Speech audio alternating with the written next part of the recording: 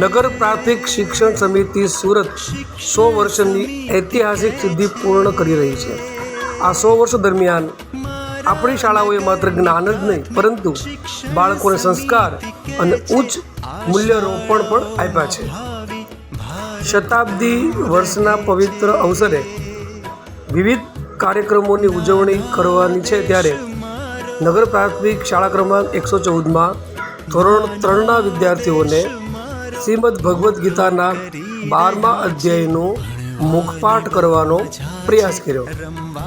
ત્યારે ધોરણ 3ના વિદ્યાર્થીઓ ભક્તિ યોગના શ્લોકોનું ગાન કરી શકે છે તેમજ એક વિદ્યાર્થીએ માત્ર 10 જ મિનિટની અંદર શ્રીમદ ભગવદ્ ગીતાના 12મા અધ્યાયનો શ્લોક કંઠસ્થ કરી અને બતાવ્યું હતું।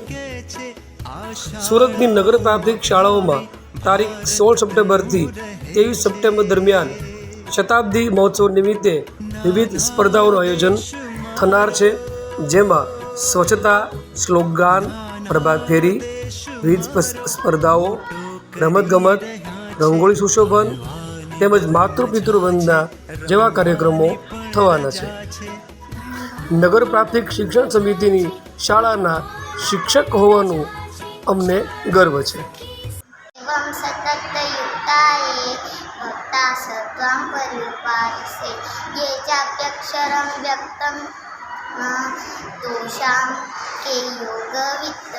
તેશામ બોલવાનું બેટા, ફરીથી બોલ છેલ્લી લીટી।